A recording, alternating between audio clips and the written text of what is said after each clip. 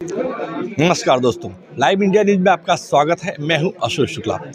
आप मेरे पीछे जो देख रहे हैं, जो गैदरिंग है, ये जो है रियल एस्टेट स्टडी सर्कल द्वारा एक सेमिनार का आयोजन किया गया था, जिसमें सोसाइटी के रीडेवलपमेंट को लेकर के क्या इन फ्यूचर में परेशानियां आती हैं, इसको लेकर के एक सेमिनार का आयोजन किया गया है।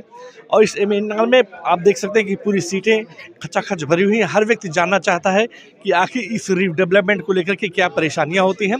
आप देख रहे हैं कि इस सेमिनार में जो है एक्स जो है महारेरा के चेयरमैन गौतम चटर्जी जी सहित और कई गणमान्य जो है अपनी जानकारी को लोगों के बीच शेयर किया हुआ है।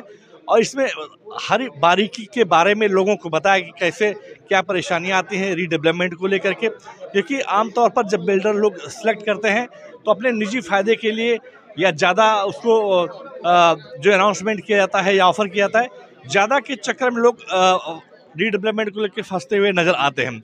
यही वजह है कि सारा प्रोजेक्ट जो है पूरी तरीके से डिले हो जाता है, जिसका खामियाजा सोसाइटी के लोगों को भुगतना पड़ता है। यही वजह है कि इस सेमिनार के माध्यम से लोगों को ये बताया गया कि किस तरीके से जो है आप जो है अगर आप एग्रीमेंट कर रहे हैं घर का, तो आप एक अच्छे डेवलपर को अच्छी तरीके से क्वालिफाइड जो योग्य डेवलपर हो उसको जो है आप जो है सिलेक्ट करिए, ना कि ऑफर के आधार पर आप जो है अननोन डेवलपर को साइन करिए। इस वक्त मेरे साथ एक्स चेयरमैन महारेरा के गौतम चटर्जी जी हैं, उससे जानने की कोशिश करते हैं। सर, मैंने आपका स्पीच सुना और पिछले 10 सालों में जब रेरा नहीं था तो प्रोजेक्ट काफ़ी फंसते थे, लेकिन महारेरा के बाद आ जाने के बाद प्रोजेक्ट में काफ़ी गति आई है। तो आप इस सेमिनार के माध्यम से लोगों को क्या मैसेज दे रहे हैं?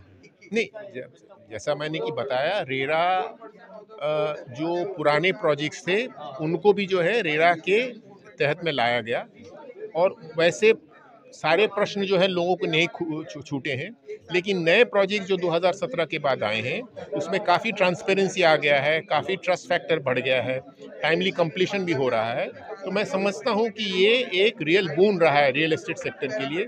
परेशानियां जो थी सारे तो दूर नहीं हुए हैं, लेकिन बहुत हद तक नए प्रोजेक्ट्स पे जो है ये परेशानी दूर हो गई है। सर, आप बता रहे थे कि बहुत सारे ऐसे प्लॉट होते हैं जहाँ पर रेरा रजिस्टर्ड नहीं होता, फिर भी बिल्डिंग कंस्ट्रक्शन का काम शुरू हो जाता है, तो लोगों में जानकारियों के अभाव में लोग उसमें फंस जाते हैं।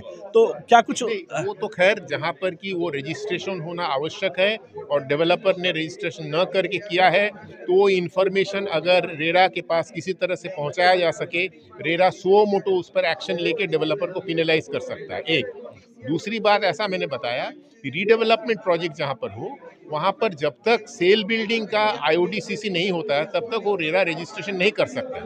अगर दो अलग अलग बिल्डिंग है, रिहैब बिल्डिंग का जो है IODCC लेके वो काम जब तक करेगा, अगर वो कहीं फंस गया तो लोग उसमें फंस जाते हैं। वो सिचुएशन को अवॉइड करने के लिए ही जो आज हम के सेमिनार में हमने पॉइंट लाया कि जब तक वो रेरा रजिस्ट्रेशन में नहीं आ रहा है, उसके पहले के स्टेजेस में अगर कहीं प्रोजेक्ट में दिक्कतें आ रही हैं, उन दिक्कतों को सॉल्व करने के लिए एक स्टेक होल्डर काउंसिल बनना आवश्यक है। सर, एक आम उपभोक्ता जो अपनी पूरी गाड़ी कमाई का पैसा बिल्डिंग में लगाता है, घर लेता है, अगर उसके साथ वो बिल्डर न्याय नहीं कर रहा है, तो वो महारेरा में जाके क्या कुछ फ़ायदा उठा सकता है? बहुत बहुत आज तो मतलब वो डेवलपर के अगेंस्ट में एक तो कंसिलिएशन में कोशिश कर सकता है कि उस पर जो है प्रेशर ला के डेवलपर गलत काम जो कर रहा है उससे उसको जो है बचाया जाए। दूसरा है, अगर उसमें भी नहीं होता है तो सेक्शन 31 के तहत वो महारेरा में कंप्लेंट दायर कर सकता है। कंप्लेंट की सुनवाई अभी चूंकि काफ़ी पेंडेंसी है इसलिए थोड़ा लेट से हो रहा है, लेकिन जब सुनवाई होगी उसमें जो है ज़रूर न्याय होगा उस पर, और ज़रूर गलत करने वाले डेवलपर पे उस पर पेनल्टी लगेगा। तो ये सबका साफ कह रहे हैं कि आज जो है काफ़ी पारदर्शिता आ चुकी है इस रियल एस्टेट इंडस्ट्री में। अगर आप रेरा के तहत रजिस्टर्ड है वो प्रोजेक्ट और वो आपको प्रोजेक्ट देने हैंड ओवर करने में काफ़ी समय लगा रहा है, तो इसकी शिकायत आप महारेरा में कर सकते हैं। Ashok Shukla, live India news, Mumbai.